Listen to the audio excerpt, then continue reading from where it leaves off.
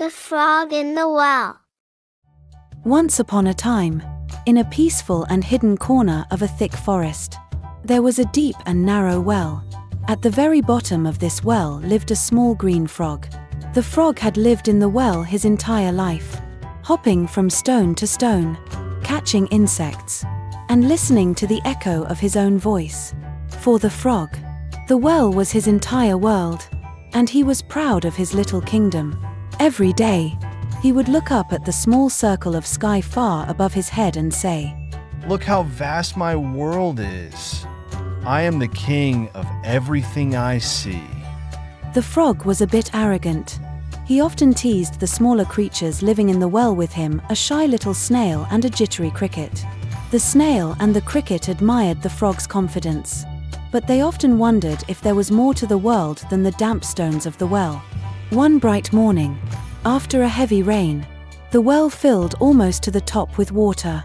The frog, the snail, and the cricket climbed higher than ever before, feeling the sunlight warm their backs.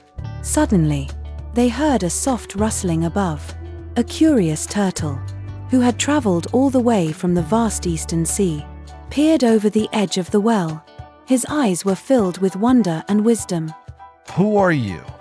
The frog croaked, puffing out his chest. Have you come to see my mighty kingdom?" The turtle, amused by the frog's confidence, smiled gently and replied, I am a traveler from the Eastern Sea. I have come to explore new places. I heard echoes from this well and wanted to see who lived here. The frog, feeling even more proud, hopped up and said, "There's no place grander than my well. It's the biggest and most wonderful world you'll ever find. I have explored every corner, and I know everything there is to know." The snail and the cricket listened quietly, fascinated by the strange new visitor. The turtle tilted his head and said, Little frog, your well is indeed special, but the world is much bigger than you think. I come from the ocean, where waves stretch out farther than your eyes can see, and the sky seems to go on forever. The frog laughed loudly, almost falling off his rock. "The ocean? What nonsense! Nothing can be bigger than my well. My well has everything I need: a sky, stones to jump on, and water to swim in."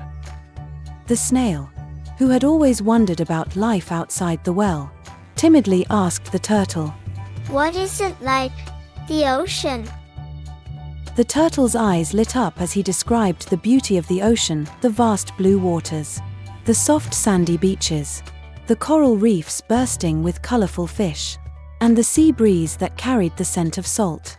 The snail and the cricket were mesmerized, but the frog scoffed. "I don't believe you. You must be lying. There's no place more wonderful than here." As the turtle patiently tried to explain, another visitor appeared, a dazzling bluebird, who had flown down from the sky.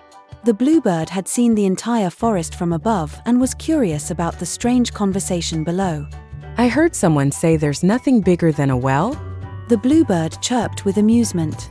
I have flown over mountains, valleys, rivers, and forests, all much larger than this little well.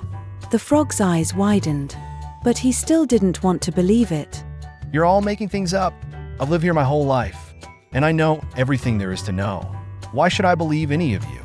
The wise turtle shook his head gently and said, Because you have never seen beyond your well. Little frog, if you truly want to understand the world, you must leave this place and explore. Just then, the bluebird had an idea. Why don't you come with me, little frog? I'll take you to the edge of the forest, and you can see for yourself what lies beyond. The frog hesitated. He looked back at his familiar stones, the cool water, and his little friends, the snail and the cricket. For the first time, he felt a hint of doubt. The comfort of the well was all he had ever known, and the thought of leaving made him nervous. The snail, seeing the frog's hesitation, spoke up softly. Maybe it's time to see more. Little frog, you've always been so brave here. Imagine what you could discover out there. The cricket, who had been silent all this time, chirped excitedly. Yes. Go. Little frog. See the world and tell us what it's like. We'll be waiting for your stories.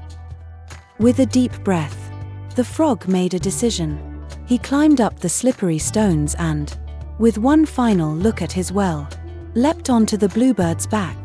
The bluebird soared into the sky, and the frog saw, for the first time, the vastness of the forest below. He gasped in awe as they flew over trees, rivers, and hills. After a long journey, the bluebird landed by the edge of the eastern sea. The frog's eyes widened in wonder as he saw the ocean, stretching out endlessly before him. The waves crashed gently against the shore, and he felt the salty breeze on his face. It was nothing like his little well, it was bigger, brighter, and more beautiful than he had ever imagined.